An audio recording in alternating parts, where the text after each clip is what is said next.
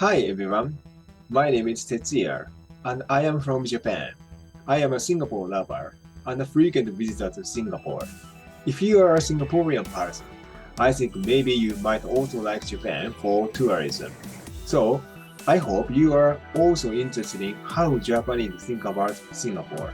In this channel, I will share a lot of my insights and observations about Singapore from my Japanese perspectives. Sometimes I simply talk about impressive things of Singapore in comparison with Japan by explaining the differences clearly. So today's theme is what I was surprised about on Singapore after I have been to Singapore many times. By the way, this video is part 2 in this theme. So don't forget to watch part 1 as well. As for today, I am going to share 3 things I was surprised about in Singapore after I got relatively familiar with Singapore. Now, let's get started.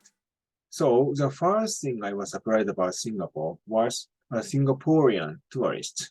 Well, just by hearing Singaporean tourist, no one will understand what's the point I am talking about. But this fact was pretty interesting to me when I knew it for the first time.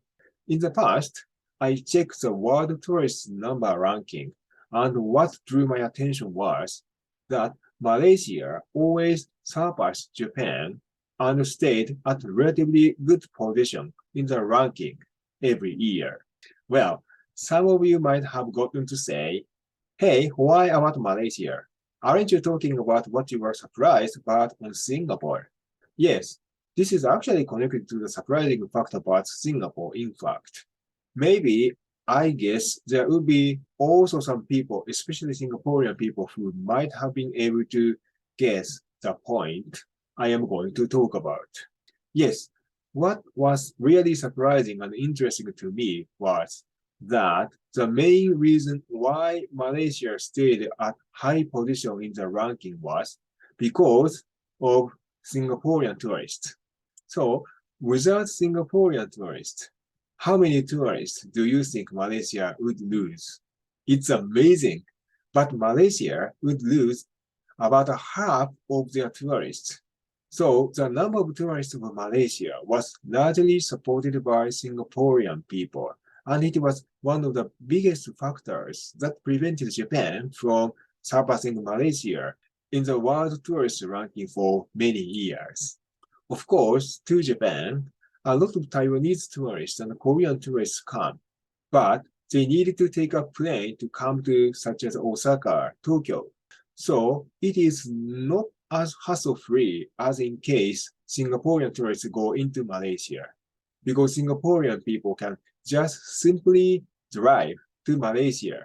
And I guess some Singaporean people might go to Malaysia every or almost every weekend possibly. So no wonder the number of Singaporean tourists to Malaysia is extremely high.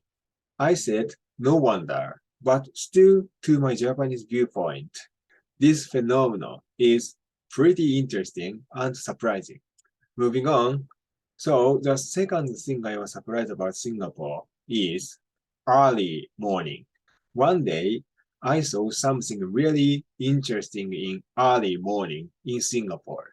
This is in fact slightly related to the previous topic. What can you imagine from the keyword morning and slightly related to the previous topic? Actually, another keyword is woodland in North Singapore. Maybe a lot of Singaporean people might have guessed what I am going to talk about. Additional keyword is this is the opposite phenomenon from the previous topic.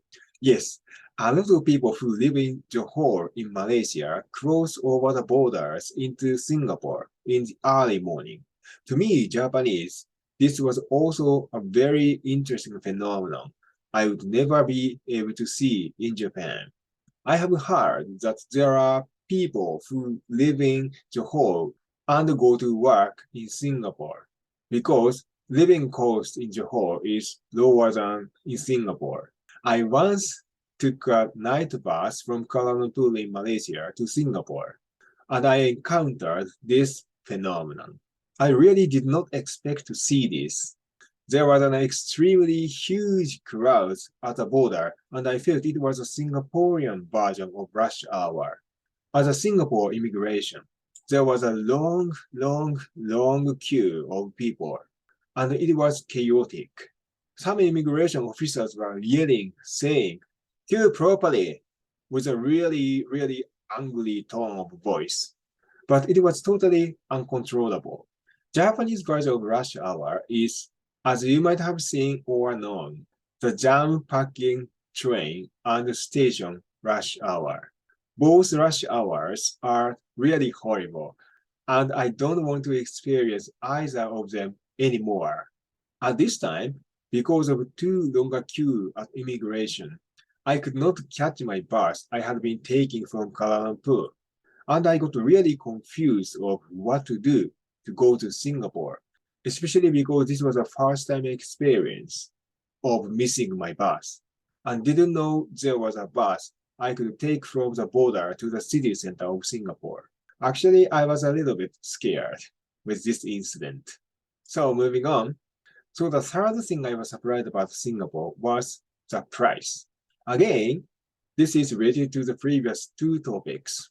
Just by hearing the keyword price, I guess a lot of people, especially Singaporean people, might have already and roughly made a correct guess about what I'm going to talk about. Yes, the price of things of Singapore and Malaysia. In Singapore and in Malaysia, the price of completely the same product always have 1.5 to 3 times or more differences.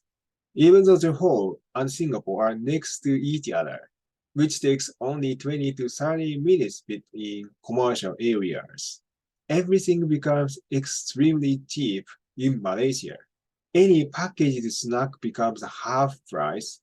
Bubble tea or ice cream becomes a half price. Reflexology becomes a half price. Eating at a good restaurant at a shopping mall becomes 40 to 50% cheaper. What is most surprising is the organic vegetables and fruits because they become 4 times cheaper in Malaysia. And I really wondered why. And talking about the summary of today's topic, it is shown as this way. Please comment which point I mentioned among these was interesting and why. I will reply to your comment and let's begin the discussion. I am going to share a lot more videos about Singapore from now on, so don't forget to subscribe my channel to watch my future videos. Thank you and see you soon in other videos.